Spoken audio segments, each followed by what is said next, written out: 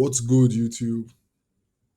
Welcome back to my channel, and it's your boy Good Times, and I'm here to tell you these are good times. These are really good times. Okay. Now we'll be going over the trade I'm supposed to take today and the ones I'm not supposed to take, and let's see how it is. Let's see if I made any mistake. Okay. 1 a.m. This D1 hit. It's just delineating last day's high, yesterday's high. You understand? So the London session shied away from that with like about how many pips now? Just 1.5 pips. But even though it went here and maybe do a rejection, I'll still be expecting to take out this Asia high.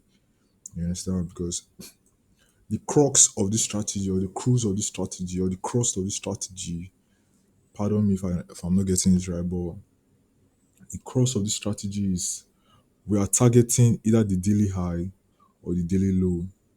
Do you understand? Like if I'm aiming to catch the daily high of today or the daily low. You understand? So if there's price action directly above my my sessions already, I'll be expecting my current session to go take out a high and before rejecting backwards. So this didn't even take out yesterday's high, which is this line.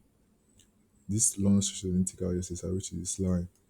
So nothing's happened in London, so I didn't take any trades for London. Same thing with New York. Nothing happened in New York. I was though it came down, but I would have expected it to come down to this place before giving this rejection. Then I would take it. If it had done this, if it had done this rejection on this line, it would have been a very good sweet move. But unfortunately, we didn't get that. So let's just keep on going. Our moves to come. But the only trade I took was when price went to this weekly high, rejected all this weekly high. I put my entry here, put 3 pips above that, put my stop loss 3 pips above that, 3 pips above that. It came with this candle, activated it. You understand? Then this third candle validated this candle as an order block. That was this stuff you see here, but price still didn't go my way. So, but we're cool with that. We're cool with that. It happens sometimes. It happens sometimes.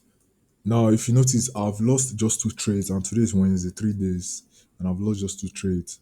So the strategy is actually taking care of me. If I'm being honest, it's taking care of me because one thing about forex, you shouldn't just be focused on your profits. You understand? You should take your losses into accounts to like you should be losing less and trading less.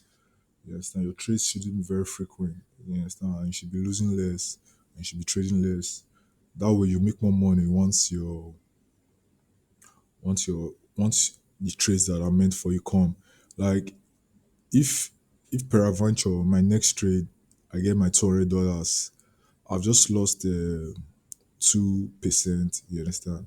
Or my next trade I get my $200, I've just lost 40% because I'm risking $20 on this 10K account, and I've just lost two trades. That's $40, approximately $40. So if a $200 trade comes in profit, I'll be going home with like $160. So that alone is that alone tell gives me a huge profit margin.